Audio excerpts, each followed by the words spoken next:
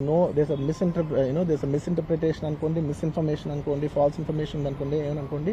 It is no road show, it is no procession. Just థియేటర్కి వెళ్తుంటే జనాలు ఎక్కువ బయటకు వస్తే జస్ట్ అలా వేవ్ చేసి మళ్ళీ లోపలికి వెళ్ళిపోయి మళ్ళీ థియేటర్ లోపలికి వెళ్ళిపోయాం. అండ్ థియేటర్ లోపల మీ సినిమా చూసి కొంచెం సేపుకి సార్ నా వర్క్ అసలు ఏ పోలీసు కానీ ఎవ్వరూ నాకు వర్క్ అసలు నన్ను కలవలేదు, నాతో ఏం చెప్పలేదు. నాకు చెప్పిన వల్ల అది పైగా మా మేనేజ్మెంట్ సైడ్ నుంచి వాళ్ళు మా వాళ్ళు వచ్చి చెప్పింది ఏంటంటే, సార్ బయట ఓవర్ క్రౌడ్ అవుతుంది, మీరు దయచేసి వెళ్ళిపోండి అని చెప్పారు.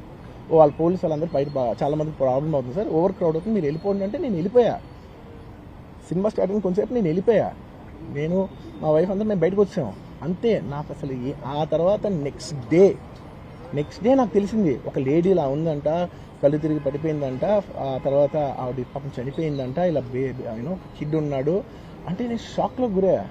అంటే నాకు తెలియదు అసలు, నెక్స్ట్ డే వరకు నాకు అసలు తెలియదు. I had no idea. ఎందుకంటే నేను నా పిల్లోనే పక్కన పెట్టుకున్నా, నా వైఫ్ నా కొడుకు నా కూతురు థియేటర్లోనే ఉన్నారు. నాకు తెలియదు. నిజంగా అలా జరుగుండి ఉంటే, నాకు తెలుసుండి ఉంటే నేను వాళ్ళు తీసుకుని వెళ్ళిపోతాను కదా, మినిమం కదా. ఎవరైనా వాళ్ళ పిల్లలు వాళ్ళు తీసుకుని వెళ్ళిపోతారు కదా. నాకు తెలియని కూడా తెలియదు. సరే పిల్లలు వాళ్ళు చూసుకుంటారు, మనం వెళ్ళిపోతే క్రౌడ్ క్లియర్ అయిపోతే, ప్రాబ్లమ్ సాల్వ్ అయిపోతే నేను వదిలేసి వెళ్ళిపోయా. అలాంటిది నాకు తెలిసి కూడా నేను సినిమా చూస్తూ ఉన్నాను, ఇలాంటి ఫాల్స్ అలిగేషన్స్ వస్తే చాలా బాధ వేస్తుంది. పిల్లలు ఉన్నారు సార్, పిల్లలు వదిలేసి వెళ్ళిపోతాను నేను. నా పిల్లలు అంటే ఎంత ఇష్టం తెలుసు, ఎవరైనా ఉంటారు కదా, తీసుకుని వెళ్ళిపోతారు కదా. అలాంటి నాకు క్లూ కూడా లేదు. నేను ఇంటికి వెళ్ళిపోయిన తర్వాత నేను వెళ్ళిన నెక్స్ట్ డే నాకు మార్నింగ్ తెలిసి చనిపోయారంటే షాక్ అయ్యాను నేను. షాక్ అయ్యి ఇమీడియట్గా నేను బాస్కి ఫోన్ చేశాను, మా బన్నీ వాస్కి ఫోన్ చేసి, బాస్ ఇమీడియట్గా హాస్పిటల్కి వెళ్ళి వాళ్ళ కలువు, నేను వస్తానంటే సార్ నేను మొత్తం అక్కడ వెళ్ళి చెక్ చేసి వస్తాను, వాళ్ళందరూ ఎమోషనల్గా ఎలా ఉన్నారు ఏంటో మనం ఫస్ట్ చెక్ చేసుకున్న తర్వాత మీరు దిగాలి కొంచెం ఆగండి సార్. వెళ్ళిపోయి తర్వాత వాసు నేను వస్తానంటే, సార్ మీరు రావద్దు ప్లీజ్, దయచేసి మీరు హాస్పిటల్ రావద్దు, ఇక్కడ గందరగోళం అయిపోద్ది, నేను నైట్ మీరు థియేటర్కి వెళ్ళారు, ఇష్యూ అయింది, చాలా ప్రాబ్లం అయింది, ఇప్పుడు మీరు హాస్పిటల్కి వచ్చి మళ్ళీ ప్రాబ్లం అయితే మాత్రం సార్ చాలా ప్రాబ్లం అవుతుంది సార్, నేనే కొంచెం వాళ్ళ రిచువల్స్ అవన్నీ అయిపోయిన తర్వాత మీ దగ్గర తీసుకొస్తానని చెప్పాడు.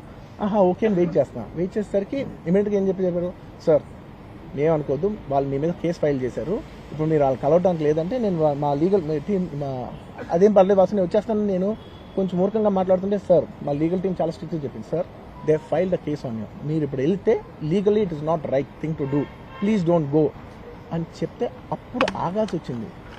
సార్ నాకు ఒక్కటే విషయం చెప్తా సార్, ఎవరో వైజాగ్లో చనిపోతేనో, అయితే చనిపోతున్నారంటేనో, లేదంటే విజయవాడలో చనిపోతున్నారంటే ఒక పెద్ద ఆవిడంటేనో, లేదంటే చిరంజీవి గారి ఫ్యాన్స్ మన నూర్బాయ్ లాంటి వాళ్ళు, లేదంటే కళ్యాణ్ గారి ఫ్యాన్స్ మన ఎవరో అంటేనే వాళ్ళందరికీ నేను వెళ్ళి పర్సనల్ సార్ ఇక్కడి నుంచి విజయవాడ వెళ్ళాను సార్, ఎవరినో కలవటానికి ఒక లేడీని, ఒక వైజాగ్ వెళ్ళాను ఇక్కడి నుంచి ఎక్కడో ఉప్పలు ఉంటే ఎక్కడో దాటుంటే ఎక్కడికో వెళ్ళాను. అలాంటిది నా ఓన్ ఫ్యాన్స్, నాకు నా ఫ్యాన్స్ అంటే ఎంత ఇష్టం మీ అందరికీ తెలుసు.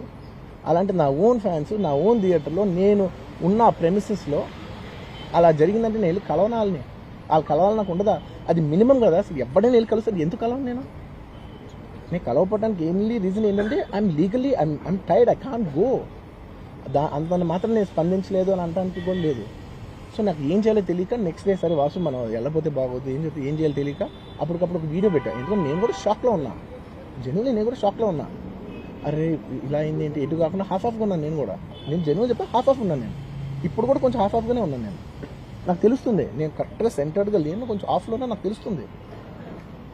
ఎనీవేస్ నెక్స్ట్ డే నేను ఒక వీడియో పెట్టా, సరే to justly show that I'm there. It's not even about the money, it's not about the money, అంటే it is just money is just gestures to show that I'm willing to do something అని చెప్పడం కోసం. ఆ తర్వాత మేము ఏం చేయొచ్చు ఆ తర్వాత మేము అన్ని సెలబ్రేషన్స్ క్యాన్సిల్ చేస్తాం. వద్దు అసలు వాళ్ళకి అలా ఉంటే మనం ఎలా సెలబ్రేట్ చేస్తాం, మొత్తం అన్ని క్యాన్సిల్. పెద్ద ఫంక్షన్స్ అక్కడ కర్ణాటకలో అక్కడెక్కడ పెద్దగా చేద్దాం అనుకున్నాం. వద్దులే ఇంకా దీని తర్వాత అన్నీ స్టార్ట్ చేసానని చెప్పేసి ఇంకా నా ప్రయత్నంలో నేను ఏం చేశానంటే, డాడీ మీరు వెళ్ళి కలవంటే ఆయన కూడా కలవకూడదు అన్నారు. ఓకే ఒక స్పెషల్ పర్మిషన్ పెట్టి నువ్వు వెళ్ళు, కొన్ని మా ఫాదర్ ఇన్ లా పంపించండి, లేదంటే సుకుమార్ గారు పంపించండి, లేకపోతే వాళ్ళ వైఫ్ని పంపించండి, లేకపోతే ప్రొడ్యూసర్స్ పంపించండి, బన్నీవాసం పంపించండి. ఇలా ఎప్పటికప్పుడు అప్డేట్ తెచ్చుకుంటాను to know what is happening with the kid. అంతే తప్ప నేను అసలు ఏం కేర్ చేయట్లేదు. ఇలా కొన్ని ఫాల్స్ ఎలిగేషన్స్, క్యారెక్టర్ అసాసినేషన్ మాటలు వచ్చినప్పుడు మాత్రం చాలా బాధ వేస్తాను. నేను ఎన్నైనా తీసుకోగలను, నన్ను నమ్మండి, మీ అందరూ తెలుసు ఐఎమ్ స్ట్రాంగ్ పర్సన్, నేను చాలా ఫేస్ చేస్తాను, నేను తీసుకోగలను, నేను తట్టుకోగలను. కానీ ఇలాంటి అన్నప్పుడు మాత్రం ఇంత లో పాయింట్లో ఇట్స్ జెన్యున్లీ లో పాయింట్, నాకు జెన్యున్లీ ఇట్స్ అ లో point.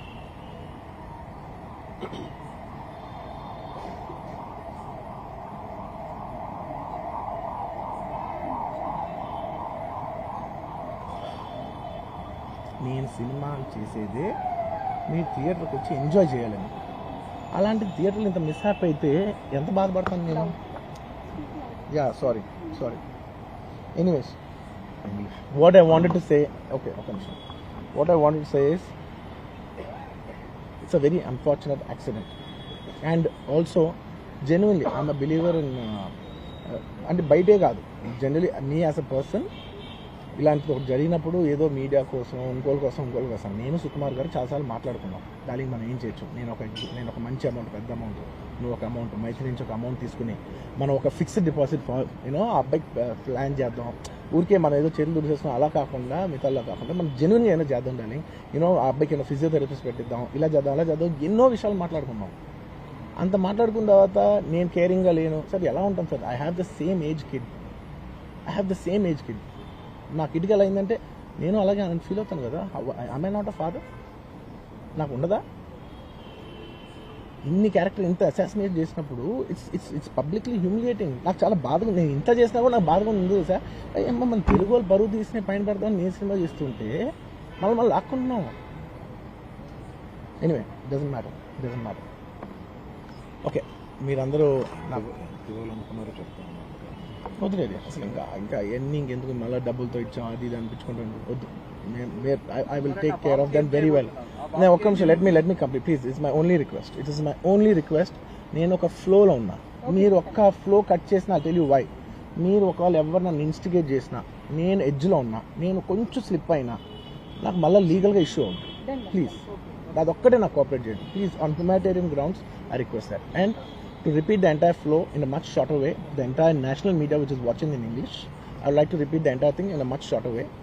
Firstly, it's a very unfortunate Manchivanda.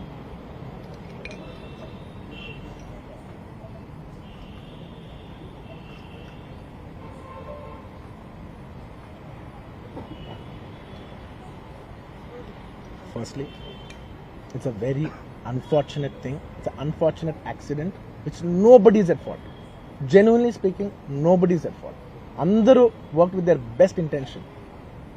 Genuinely, ఇదే ఒక్క డిపార్ట్మెంట్ బ్లేమ్ చేసినా కూడా చాలా తప్పు అవుతుంది.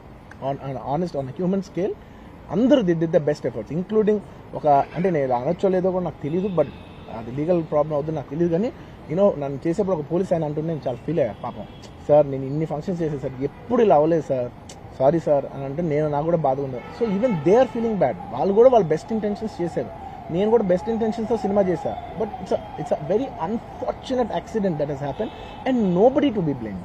I genuinely think there's nobody to be blamed. And I'm here not to blame anybody. I'm not here to be against any department or any political leader or individually or the government. No, not at all. I'm actually very thankful for the government because they've been very supportive to the film industry, and